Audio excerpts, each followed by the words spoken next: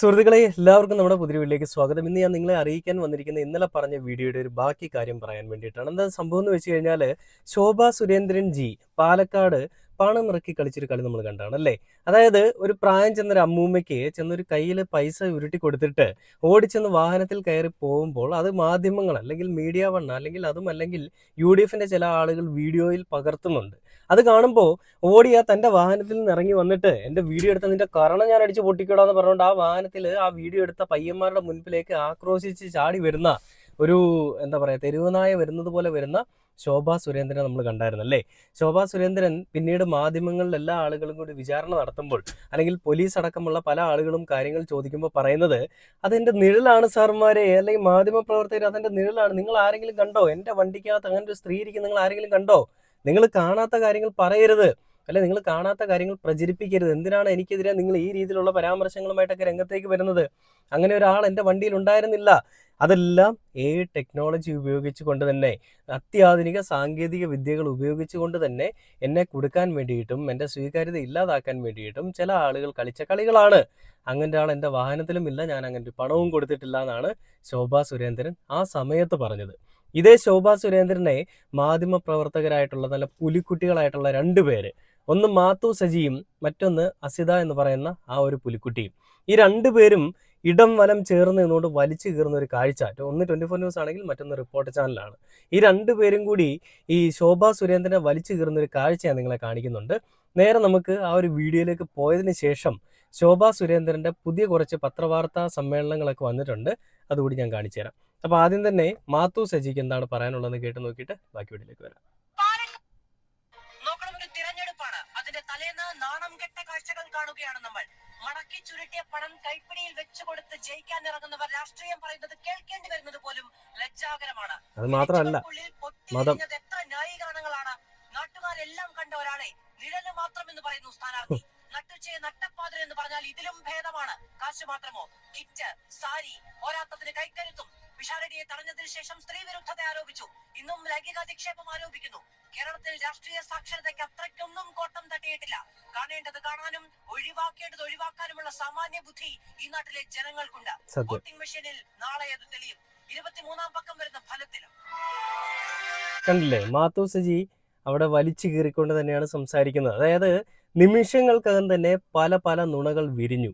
അതായത് താമരപ്പൂവിന്റെ ഇതളുകൾ വിരിയുന്നത് പോലെ ചെളിയിൽ നിന്ന്, ചെളിക്കുണ്ടിൽ നിന്ന് താമരയുടെ മൊട്ടിട്ട് വളർന്നു വന്ന് അതിൽ നിന്ന് ഇങ്ങനെ താമര വിരിഞ്ഞു വരില്ലേ എന്ന് പറയുന്നത് പോലെ ശോഭാ സുരേന്ദ്രന്റെ അണ്ണാക്കിൽ നിന്ന് പല പല കള്ളങ്ങളാണ് നിമിഷ നേരം കൊണ്ട് വിടർന്നു വന്നുകൊണ്ടിരുന്നത്.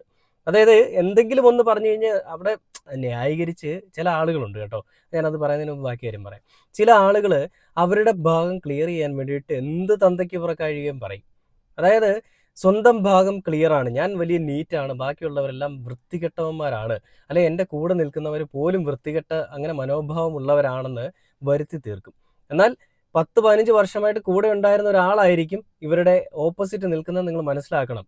അതുവരെ ഉണ്ടായിരുന്ന ഒരാളിനെ പെട്ടെന്നൊരു ദിവസം കൊണ്ട് കുറ്റം പറയുകയും ആ പെട്ടെന്നൊരു ദിവസം കൊണ്ട് തന്നെ മറ്റൊരാൾക്ക് വേണ്ടിയിട്ടാണ് കുറ്റം പറയാം. മൂന്നാമതൊരാളോ നാലാമതൊരാളോ കൂടെ ഉണ്ടാവും, അല്ലെങ്കിൽ ഒരു കൂട്ടം ആളുകൾ കൂടെ ഉണ്ടാവും. അങ്ങനെ ഉള്ളപ്പോഴായിരിക്കും ഈ തൻ്റെ കൂടെ ഉണ്ടായിരുന്ന ആളിനെ പറ്റി കുറ്റം പറയാനായിട്ട് നിൽക്കുക. അങ്ങനെ നിന്നിട്ട് ആ ഒരാളിനെ പറ്റി കുറ്റം പറഞ്ഞുകൊണ്ട് വലിയ രീതിയിലുള്ള മെഴുകലുകളായിരിക്കും ചെയ്യുക. അതായത് ഇവർക്ക് നിമിഷ നേരം മതി കഥകൾ മെനഞ്ഞെടുക്കാൻ എന്ന് പറയുന്നത് പോലെയാണ് ശോഭാ സുരേന്ദ്രൻ ജിയും ഇവിടെ കഥകൾ മെനഞ്ഞെടുക്കുന്നത്. നിമിഷ നേരം കൊണ്ട് ഒരു കള്ളത്തിനെ മറയ്ക്കാൻ വേണ്ടിയിട്ട് വേറൊരു കള്ളം, അതിനെ മറയ്ക്കാൻ വേണ്ടിയിട്ട് വേറൊരു കള്ളം, അതിൻ്റെ മുകളിലായിട്ട് പല പല കള്ളങ്ങൾ കൊണ്ടുവന്ന് അട്ടിയടിക്കി വെക്കുന്നു. പിന്നീട് ഈ UDFിലുള്ള ആളുകളുടെ പീഡന കഥകൾ അതും ഇറക്കിക്കൊണ്ട് രംഗത്തേക്ക് വരുന്നു. അതായത് മറ്റുള്ള താൻ അട്ടിയടിക്കി വെച്ചിട്ടുള്ള ഇത്രയും കള്ളക്കഥകളുടെ മുകളിലേക്ക് ഒരു പോളിഷ് പോലെ, അല്ലെ ഒരു ലെയർ പോലെ ഈ ഒരു പെൺവാണിഭവും കൂടി കൊണ്ടുവന്നു കഴിഞ്ഞാൽ അതെല്ലാവരും മറന്നുപോകും, എല്ലാം മാഞ്ഞു പോകും. പിന്നെ എൻ്റെ കഥകളൊക്കെ നൈസായിട്ട് അങ്ങ് പോക്കോളല്ലോ എന്ന് വിചാരിച്ചാണ് പരിപാടിയായിട്ട് വരുന്നത്. അപ്പോൾ ഇതിന് അസിത എന്ന് പറയുന്ന ആ പുലിക്കുട്ടി കൊടുക്കുന്നതിന് മറുപടിയുണ്ട്, അതോടെ ഞാൻ എന്തായാലും കേൾപ്പിച്ചു തരാം. പൈസ കൊടുത്തു എന്ന കാര്യത്തിൽ എന്തെങ്കിലും സംശയം ഉണ്ടായിരുന്നെങ്കിൽ ശോഭാ സുരേന്ദ്രന്റെ പ്രതികരണം കണ്ടതോടുകൂടി ആ സംശയം അങ്ങ് തീർന്നു കിട്ടി. ആ നിലയിലുള്ള ഉരുളലായിരുന്നു ശോഭാ സുരേന്ദ്രൻ ആ പ്രതികരണത്തിൽ നടത്തിയതെന്നുള്ളതാണ് ഏറ്റവും പ്രധാനപ്പെട്ട കാര്യം. കയ്യോടെ പിടികൂടിയിട്ടും ഇങ്ങനെ ന്യായീകരിക്കാൻ കഴിയുന്നുണ്ടെങ്കിൽ കാണാതെയും ഇരുട്ടിന്റെ മറവിലും ഇവർ ചെയ്തിട്ടുണ്ടാകും എന്നതുകൂടിയാണ് ഈ സംഭവത്തിലൂടെ വെളിവാകുന്നത്. ഒരിക്കൽ പറയുന്നു കാറിലുണ്ടായിരുന്നത് എന്റെ നിഴലാണെന്ന്, പിന്നീട് പറയുന്നുണ്ട് ഈ പൈസ കൊടുത്ത സ്ത്രീയുടെ വല്യമ്മയാണ് ആ വീട്ടിലുണ്ടായിരുന്നത്. അതായത് വെള്ള ചുരിദാറും മുല്ലപ്പൂവും വെച്ചൊരു നിഴലിന് പിന്നാലെ ആ നിഴലിനൊരു വല്യമ്മ കൂടി. ഇവർ ആരോടാണ് ഇത് പറയുന്നത്? നമ്മളടക്കം ആ ദൃശ്യങ്ങൾ ശോഭാ സുരേന്ദ്രനോട് ഇതിനെക്കുറിച്ചൊക്കെ ചോദിക്കുന്നത്. ആ പൈസ കൊടുത്ത സ്ത്രീ ആ കാറിൽ ഇരിക്കുന്നത് വ്യക്തമായും തന്നെ നമുക്ക് കാണാം. ആ ദൃശ്യം കാണിച്ച് ചോദിക്കുമ്പോഴാണ് പറയുന്നത് നിഴലാണെന്നും പിന്നീട് ആ നിഴലിന്റെ ഒരു വല്യമ്മയെ കൂടി ചിത്രത്തിലേക്ക് കൊണ്ടുവരികയാണ്. മറ്റൊരു പ്രധാനപ്പെട്ട കാര്യം കൂടിയുണ്ട് ഇവിടെ. ഈ കോൺഗ്രസ് പ്രവർത്തകരാണല്ലോ ഇതിന്റെ പിന്നാലെ പോയി ഇത് കണ്ടെത്തുന്നതും അത് ദൃശ്യങ്ങളിൽ പകർത്തുകയും ചെയ്യുന്നത്. അവരോട് ശോഭാ സുരേന്ദ്രൻ സ്വീകരിക്കുന്ന ഒരു നില കൂടി നമ്മൾ കാണുകയാണ്. അതുപോലും ജനാധിപത്യത്തിന് എത്രമാത്രം വെല്ലുവിളി ഉയർത്തുന്നതാണ് എന്നതുകൂടിയുണ്ട് സ്കേൻ. മാത്രമല്ല മറ്റൊരു പ്രധാനപ്പെട്ട കാര്യം, ഇന്നിപ്പോൾ പെട്ടെന്ന് ഒരു സുപ്രഭാതത്തിൽ ഒരു വെളിപാടുണ്ടായി. ആ കോൺഗ്രസ് പ്രവർത്തകർ ശോഭാ സുരേന്ദ്രന്റെ പിന്നാലെ പോകുകയും ഇത് പകർത്തുകയും ചെയ്തതായിരിക്കില്ല, അത് ഉറപ്പാണ്. അപ്പോൾ കഴിഞ്ഞ ദിവസങ്ങളിലും ആ മണ്ഡലത്തിൽ പ്രത്യേകിച്ചും ഇതൊക്കെ നടന്നിട്ടുണ്ട് എന്നുള്ള കൃത്യമായ വിവരത്തിന്റെ അടിസ്ഥാനത്തിൽ തന്നെ ആയിരിക്കണമല്ലോ ഇന്നിപ്പോൾ ആ യുവാക്കൾ അവരെ പിന്തുടരുകയും അത് ദൃശ്യങ്ങളിൽ പകർത്തുകയും ചെയ്യുന്നത്. ഇതിപ്പോൾ ഉത്തരേന്ത്യയിൽ നടക്കുന്നു എന്നുള്ളത് അത് പറയപ്പെടുന്ന കാര്യം മാത്രമല്ല, അത് യാഥാർത്ഥ്യമാണ്. എന്റെ അച്ഛൻ മഹാരാഷ്ട്രയിൽ ഒരു കമ്പനിയിലാണ് ജോലി ചെയ്യുന്നത്. അപ്പോൾ അവിടെ അതൊരു സീ ഫുഡിന്റെ എക്സ്പോർട്ടിംഗ് കമ്പനിയാണ്. അപ്പോൾ അവിടുത്തെ സാധാരണക്കാരായ പ്രാദേശിക തലത്തിലുള്ള ഒരുപാട് സ്ത്രീകൾ ജോലിക്ക് വരുന്ന ഒരു സ്ഥാപനമാണിത്. അപ്പോൾ ഈ ഓരോ തെരഞ്ഞെടുപ്പിന്റെ സമയത്തും അവരോട് ഇങ്ങനെ തെരഞ്ഞെടുപ്പിനെ കുറിച്ച് ചോദിക്കുമ്പോൾ അവർ പറയും അത്രേ, ആരാണോ കൂടുതൽ പണം തരുന്നത് അവർക്കാണ് വോട്ട് ചെയ്യുക എന്ന് പറയുമെന്ന്. അപ്പോൾ ഇവരോടൊക്കെ ജനാധിപത്യത്തെ കുറിച്ച് എത്ര പറഞ്ഞാലും അവർക്കത് ബോധ്യമാകുകയില്ല. എല്ലാ തെരഞ്ഞെടുപ്പിലും അവർ ഇങ്ങനെ പ്രതീക്ഷിക്കുന്നുണ്ട് കൂടുതൽ പണവുമായി അവരുടെ വീട്ടിലേക്ക് എത്തുന്ന ഓരോ പാർട്ടിയുടെയും നേതാക്കളെ. ആ ഒരു സംസ്കാരം കേരളത്തിലേക്ക് കൊണ്ടുവരാനാണ് ഇവർ ശ്രമിക്കുന്നത് എന്നത് കൂടിയുണ്ട് ഇതിന്റെ ഏറ്റവും അപകടം. മാത്രമല്ല ഈ വോട്ട് ചെയ്യാൻ പോകുന്ന ജനങ്ങളെ അപ്പോൾ ഇവർ എങ്ങനെയാണ് കാണുന്നത്? ഈ പിച്ചക്കാശ് വാങ്ങി വോട്ട് ചെയ്യാൻ കാത്തിരിക്കുന്ന ആളുകളായാണോ അപ്പോൾ BJP പോലെ രാഷ്ട്രീയ പാർട്ടി ജനങ്ങളെ കാണുന്നത് എന്നത് കൂടിയുണ്ട്. എന്തായാലും അത്യന്തം ഗുരുതരമായ സംഭവമാണ്. തെരഞ്ഞെടുപ്പ് കമ്മീഷനെ നമ്മൾ പ്രതീക്ഷിക്കുകയും ചെയ്യും. പൈസ കൊടുത്തു എന്നത് എന്റെ പൊന്നോ, ഇതിൽ ഞാനൊരു ബിഗ് സല്യൂട്ട് നൽകുകയാണ്. Hats off you. ബിക്കോസ് ഈ ഒരു കാര്യം ഇതേ രീതിയിൽ വെട്ടിത്തുറന്ന് പറയാനായിട്ട് കുറച്ചൊന്നും പോരാ. പെൺകരുത്ത് അല്ലെ ചങ്കുറപ്പെന്നൊക്കെ പറയുന്നത്. ആണൊരുത്തനായിട്ടുള്ള ഹാഷ്മി അവിടെ മിണ്ടാതെ നിൽക്കുകയാണ് കേട്ടോ.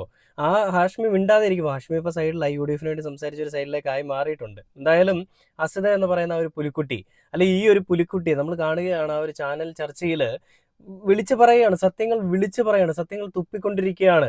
BJP എന്ന് പറയുന്ന അല്ലെങ്കിൽ ആ BJPയുടെ സ്ഥാനത്തിരിക്കുന്ന ഉന്നത സ്ഥാനത്തിരിക്കുന്ന ഈ ശോഭാ സുരേന്ദ്രൻ ഇങ്ങനെ പണം കൊണ്ട് കൊടുത്തിട്ട് ഒരു കഥയ്ക്ക് മുകളിൽ മറുകഥ, അതായത് വെറും കള്ളക്കഥയാണ്. ആ കള്ളക്കഥയ്ക്ക് മുകളിൽ വീണ്ടും വീണ്ടും പല കഥകൾ കൊണ്ടുവന്ന് ഇങ്ങനെ ഇട്ടുകൊണ്ട് അതിനെ ന്യായീകരിക്കാനായിട്ട് ശ്രമിക്കുന്നു. ആദ്യം പറയുന്നത് നിഴലാണെന്ന്, പിന്നീട് പറയുന്നത് നിഴലിൻ്റെ വെല്ലുമ്മയാണെന്ന്. ഈ നിഴലിനും നിഴലിൻ്റെ വെല്ലുമ്മയ്ക്കുമെല്ലാം മുല്ലപ്പൂവും അതേപോലെ തന്നെ നല്ല ഡ്രസ്സും ഒക്കെ ഉണ്ട്, സഞ്ചരിക്കാൻ കാറുമുണ്ട്. നമ്മുടെ നിഴലൊക്കെ എന്താ ചെയ്യുന്നത്? ഇപ്പം ഞാൻ ഈ കൈ പൊക്കുമ്പോൾ ഇതിൻ്റെ പുറയിൽ നിങ്ങൾക്ക് നിഴൽ കാണാൻ പറ്റും അല്ലേ? ഇവിടെ നിഴൽ കാണാം. ഇതേ നിഴൽ നല്ല ഡ്രസ്സൊക്കെ വെൽ ഡ്രസ്ഡ് ആയിട്ട് വന്നു കഴിഞ്ഞാൽ അതിനെ എന്താ പറയുക? അത് ശോഭാ സുരേന്ദ്രൻ്റെ വാക്കുകളിൽ പറയുകയാണെന്നുണ്ടെങ്കിൽ അത് നിഴലിൻ്റെ വേറൊരു നിഴലാണ്. രണ്ട് നിഴലാണ്, ഡബിൾ. എല്ലായിടത്തും ഉണ്ട്, അവിടെയും കണ്ടു ഇവിടെയും കണ്ടു. അപ്പോൾ ഇതിൽ പിന്നീട് ശോഭാ സുരേന്ദ്രൻ്റെ അടുത്ത് ചോദ്യങ്ങൾ ചോദിക്കുമ്പോൾ ശോഭാ സുരേന്ദ്രൻ പറയുന്ന ഒരു രീതിയും പെട്ടെന്ന് മീഡിയയുടെ മുന്നിൽ തല കറങ്ങി വീഴുന്ന ഒരു കാഴ്ചയും ഇതിവിടെ ഞാൻ എന്തായാലും നിങ്ങളൊന്ന് കാണിച്ചു തരാം കേട്ടോ. അത് കാണണം, ഭയങ്കര കോമഡിയാണ്.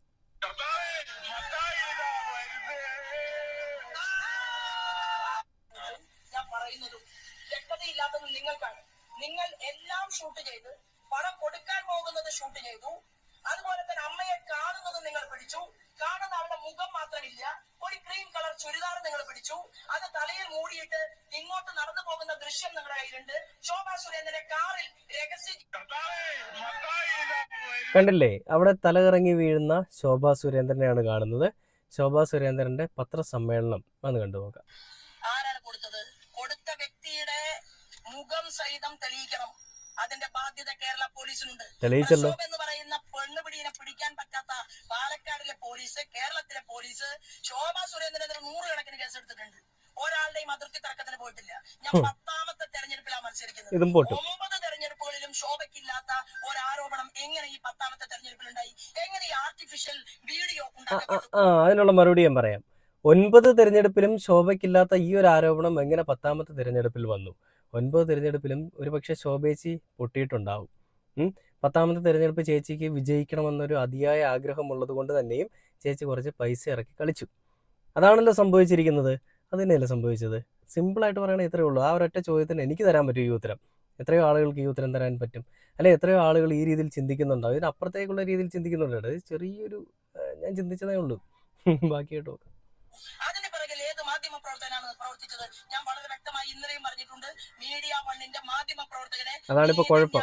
കോടതിയുടെ മുന്നിൽ ഞാൻ മുട്ടുകുത്തിക്കും എന്ന് ഞാൻ പറഞ്ഞിട്ടുണ്ടെങ്കിൽ അത് ഈ പൊതുപ്രവർത്തനം 30 വർഷം ചെയ്ത എനിക്കെതിരെ എന്ത് ചെയ്തു? എനിക്കെതിരെ ഈ ആരോപണം ഉന്നയിക്കുന്നതിന് മുമ്പ് കളക്ടർക്ക് പരാതി കൊടുത്തില്ലേ? തലേ ദിവസം കളക്ടർക്ക് പരാതി കൊടുത്തു. തലേ ദിവസം കളക്ടർക്ക് പരാതി കൊടുത്തതിന് ശേഷമാണ് കഥ ഉണ്ടാക്കുന്നത്. പിറ്റേ ദിവസമാണ് വീഡിയോ ക്രിയേറ്റ് ചെയ്യുന്നത്. എന്താ നടന്നു പോകുന്ന സ്ത്രീ ശോഭാ സുരേന്ദ്രന്റെ കാറിലേക്ക് കയറുന്ന ഭാഗം മാത്രമില്ലാത്തത്? കാറിലേക്ക് എന്നത്തെ ദൃശ്യമാണത്? ശോഭാ സുരേന്ദ്രന്റെ അത് ഇന്നത്തെ ദൃശ്യമാണ്. നിങ്ങൾ ലാബോറട്ടറിയിലേക്ക് പരിശോധനയ്ക്ക് അയച്ചിട്ടുണ്ട്. ഞാൻ പറയട്ടെ, ശോഭാ സുരേന്ദ്രന്റെ കൂടെയുള്ള ഏതെങ്കിലും ഒരു വ്യക്തി പണം കൊടുത്തു എന്ന് തെളിയിക്കാൻ ഇത്ര കണ്ട് മാധ്യമ പ്രവർത്തകർ ഉണ്ടായിട്ട് എന്താ നിങ്ങൾക്ക് പറ്റാത്തത്? അല്ല, അത് തെളിയിക്കേണ്ട ഞാനല്ല, അത് തെളിയിക്കേണ്ട ബാധ്യത ഞാൻ തെരഞ്ഞെടുപ്പ് കമ്മീഷൻ പരാതി കൊടുത്തിട്ടുണ്ട്, ഞാൻ പോലീസ് അധികാരികൾക്ക് പരാതി കൊടുത്തിട്ടുണ്ട്, മീഡിയ വണ്ണിന്റെ റിപ്പോർട്ടർക്കെതിരായിട്ടും ഞാൻ പരാതി കൊടുത്തിട്ടുണ്ട്. ഇതെല്ലാം 4-ാം തീയതി കഴിയുമ്പോ കേരളത്തിലെ പൊതുസമൂഹത്തിന് മുന്നിൽ പുറത്തു വരും. എനിക്ക് ഈ വിഷയത്തിൽ പറയാനുള്ളത്, നിങ്ങൾ വളരെ ശ്രദ്ധയോടുകൂടിയാണല്ലോ ഇന്ന്, അല്ലല്ല വളരെ സന്തോഷത്തോടു കൂടിയാണ് നമ്മുടെ മാധ്യമ പ്രവർത്തകരൊക്കെ മലയിലെ ഞാൻ ചോദിക്കട്ടെ, പാലക്കാടിനെ കുറിച്ച് ABCD അറിയാത്ത നിങ്ങൾ തന്നെ റിപ്പോർട്ട് ചെയ്ത മഹാരാഷ്ട്രക്കാരിയാണ് സിമി, അല്ലെ? പാലക്കാടിനെ കുറിച്ച് ABCD അറിയാത്ത സിമി വന്ന് പാലക്കാട് ശോഭാ സുരേന്ദ്രന് പണം കൊടുത്ത് വോട്ട് ചോദിക്കുമെന്ന് പറയും വിഡ്ഢികളാണോ ഇവിടുത്തെ മാധ്യമ പ്രവർത്തകന്മാർ? അതാ ഞാൻ ചോദിക്കുന്നത്. എന്റെ അവിടെ നാടും നഗരവും അറിയുന്ന, ഗ്രാമാന്തരങ്ങൾ അറിയുന്ന BJP-ക്കാരും ഇല്ലേ? മഹാരാഷ്ട്രയിൽ നിന്ന് ഒരാളെ വിളിച്ചു വരുത്തിയിട്ടാണോ ഒരു പാവപ്പെട്ട അമ്മൂമ്മയ്ക്ക് BJP-യുടെ സ്ഥാനാർത്ഥിക്ക് വേണ്ടിയിട്ട് പണം കൊടുക്കുക? ഇതുപോലും മനസ്സിലാക്കാതെ നിങ്ങൾ കിട്ടിയ പാടെ അങ്ങോട്ട് വിഴുങ്ങി. ആരാണ് കൊടുത്തത്? എന്തൊരു ദേഷ്യം, എന്തൊരു ആക്രോശമാണല്ലേ! തോന്നിവാസം കാണിച്ചിട്ടും പിറക്കാഴിക കാണിച്ചിട്ടും എന്തൊരു ആക്രോശമാണ് മാധ്യമങ്ങളുടെ മുൻപിൽ കിടന്നുകൊണ്ട്. നമുക്കറിയാം, അഘോരികളെ അങ്ങ് UP നിന്ന് ബീഹാറിൽ നിന്നൊക്കെ ഇറക്കിക്കൊണ്ട് വന്ന കുറച്ച് കാഴ്ചകളൊക്കെ നമ്മൾ കണ്ടിരുന്നു. തുണിയും മണിയും ഇല്ലാതെ നിൽക്കുന്ന കുറച്ച് അഘോരികളെ ഇതെന്തിനു വേണ്ടി ഇറക്കിയത്? BJP-ക്ക് ഇവിടെ വലിയ സീറ്റ് വേണം, കേരളത്തിൽ ഞങ്ങൾക്ക് വലിയ സ്വീകാര്യത വേണം, ജയ് BJP എന്നൊക്കെ പറഞ്ഞുകൊണ്ട് വലിയൊരു മെഴുകലായിരുന്നല്ലോ. അന്നേരം ഈ പറയുന്ന അങ്ങ് UP നിന്ന് ബീഹാറിൽ നിന്ന് കൊണ്ടുവന്നതിന്റെ വിഷമമൊന്നും ഇല്ലായിരുന്നു. ഈ നാട്ടിൽ വേറെ എത്ര സന്യാസിമാരുണ്ട്, അവരെ വിളിക്കാത്തത് എന്താ? മലയാളി സന്യാസിമാരുണ്ട്, എന്താ അവരെ വിളിക്കാത്തത്? അഘോരികൾ തന്നെ വേണമായിരുന്നല്ലോ. അതേ ഒരു സ്ട്രാറ്റജി തന്നെയാണ് നിങ്ങൾ ഇവിടെയും പയറ്റിയിരിക്കുന്നത്. അങ്ങ് മഹാരാഷ്ട്രയിൽ നിന്നോ അങ്ങ് ജർമ്മനിയിൽ നിന്നോ ഇവിടെ നിന്നൊക്കെയോ നിങ്ങൾ വിളിച്ചുകൊണ്ട് വന്നിട്ടുള്ള ചില ആളുകൾ എന്തിനാണ് ഇവിടെയുള്ള BJP പ്രവർത്തകരെ കൊണ്ടുവരാത്തതെന്ന് ചോദിച്ചു കഴിഞ്ഞാൽ, ഇവിടെയുള്ളവരെ കൊണ്ടുവന്നു കഴിഞ്ഞാൽ എല്ലാ ആളുകൾക്കും അറിയാം, അത് പെട്ടെന്ന് തന്നെ ഒബ്സർവ് ചെയ്യപ്പെടും, അല്ലെങ്കിൽ പെട്ടെന്ന് തന്നെ ആളുകൾ ക്യാച്ച് ചെയ്യും. ഇതാകുമ്പോൾ അന്യ സംസ്ഥാനത്ത് നിന്ന് വന്നിരിക്കുന്ന ഒരു സ്ത്രീ വന്ന് പൈസ കൊടുക്കുന്നു, അതും എനിക്കും തമ്മിൽ ഒരു ബന്ധവുമില്ല, ഈ പണിയും ചെയ്തിട്ട് ഈ സ്ത്രീ അതിൻ്റെ പാട്ടിന് മൂട്ടിലെ പൊടിയും തട്ടി എവിടെയെങ്കിലും പോകും, പിന്നെ ആർക്കും ഒരു പ്രശ്നമില്ലല്ലോ എന്നാണ് വിചാരിച്ചത്. എന്നാൽ മീഡിയ വൺ അടക്കമുള്ള പുലിക്കുട്ടന്മാർ, പുലിക്കുട്ടികൾ ഈ ഒരു സ്ത്രീയുടെ, ആ പൈസ കൊടുത്ത സ്ത്രീയുടെ ഫോട്ടോസ് അടക്കം അവർ ഈ നാട്ടിൽ എന്തൊക്കെ ചെയ്തിട്ടുണ്ടെന്നുള്ളതിൻ്റെ, അല്ലെങ്കിൽ ഈ നാട്ടിലെ BJP-യുമായിട്ട് എന്തൊക്കെ രീതിയിലുള്ള സമ്പർക്കം ഉണ്ടെന്നുള്ള രീതിയിലുള്ള എല്ലാ കാര്യങ്ങളും പുറത്തുവിട്ടിട്ടുണ്ട്. ഇതോടുകൂടി ശോഭാ സുരേന്ദ്രൻ്റെ അടപ്പ് തട്ടിയെന്നാണ് ഞാൻ വിചാരിച്ചത്. പക്ഷേ പുള്ളിക്കാരി കൊണ്ട് നിർത്താൻ തയ്യാറാവുന്നില്ല. പറഞ്ഞ കള്ളത്തിന് മുകളിലേക്ക് വീണ്ടും വീണ്ടും കള്ളങ്ങൾ ഇങ്ങനെ ഇട്ട് സത്യമാക്കാൻ ശ്രമിക്കുകയാണ്. എന്ത് തന്നെയാണെങ്കിലും എല്ലാ ആളുകളുടെയും മുൻപിൽ പകല് പോലെ വ്യക്തമായ കാര്യം തന്നെയാണ്, അവിടെ പണം കൊടുത്ത് സ്വാധീനിക്കാൻ ശ്രമിച്ചു എന്നുള്ളത്. എന്നാൽ ഇവരത് അംഗീകരിക്കുന്നുമില്ല. അത് കണ്ട ആളുകളെ കണ്ടില്ല എന്ന് പറഞ്ഞുകൊണ്ട് കണ്ട കാഴ്ചയെ അത് വീണ്ടും ബ്ലൈൻഡ് ആക്കാനായിട്ട് ശ്രമിക്കുകയാണ്, അല്ലെ ഇരുട്ടാക്കാനായിട്ട് ശ്രമിക്കുകയാണ്. സ്വയം കണ്ണടച്ച് ഇരുട്ടാക്കുന്ന ഒരു ടീംസ്. എന്തായാലും ഇലക്ഷൻ്റെ റിസൾട്ടൊക്കെ വരുമ്പോൾ കാര്യങ്ങൾ അറിയാം. അത് വരുമ്പോൾ ചില ആളുകളെ എന്തൊക്കെയോ ഞാൻ ചെയ്യും, അല്ലെങ്കിൽ ചില ആളുകളെ ഞാൻ എന്തൊക്കെയോ, അല്ലെങ്കിൽ കുറേ കാര്യങ്ങൾ എനിക്ക് ചെയ്യാനുണ്ട്, അത് ഞാൻ ചെയ്ത് കാണിക്കാം. മെയ് 4-ാം തീയതി നിന്ന് കഴിയട്ടെ എന്നാണ് ശോഭാ സുരേന്ദ്രൻ പറയുന്നത്. ഇതേപോലെയുള്ള കാഴ്ചകളൊക്കെ ആയിരിക്കും ഇലക്ഷന് ഇവർ ജയിച്ചു കഴിഞ്ഞാൽ, അല്ലെ വോട്ടെണ്ണലൊക്കെ കഴിയുമ്പോൾ പൂർണ്ണമായിട്ടുള്ള അധികാരം ഇവരുടെ കയ്യിലേക്ക് കിട്ടിക്കഴിഞ്ഞാലും നമ്മൾ കാണാൻ പോകുന്നത് പക്ക ഗുണ്ടായിസം തന്നെയായിരിക്കും. എന്തായാലും അങ്ങനെ ഉണ്ടാവാതിരിക്കട്ടെ എന്ന് പറഞ്ഞുകൊണ്ട് ഈ ഒരു വീഡിയോ അവസാനിക്കുകയാണ്. എന്തൊക്കെ മെഴുകലുകളാണല്ലേ! ഒരു മെഴുകലിൻ്റെ മുകളിൽ വീണ്ടും അടുത്ത മെഴുകൽ, അതിൻ്റെ മുകളിൽ വീണ്ടും ഒരുപാട് മെഴുകലുകൾ വന്നിട്ടും ഇതിനെയെല്ലാം അംഗീകരിക്കുന്ന കേരളത്തിലെ കുറച്ച് മരവാഴകളായിട്ടുള്ള സംഘികളും സംഘിണികളും. കഷ്ടം തന്നെയാണ്. Okay, by.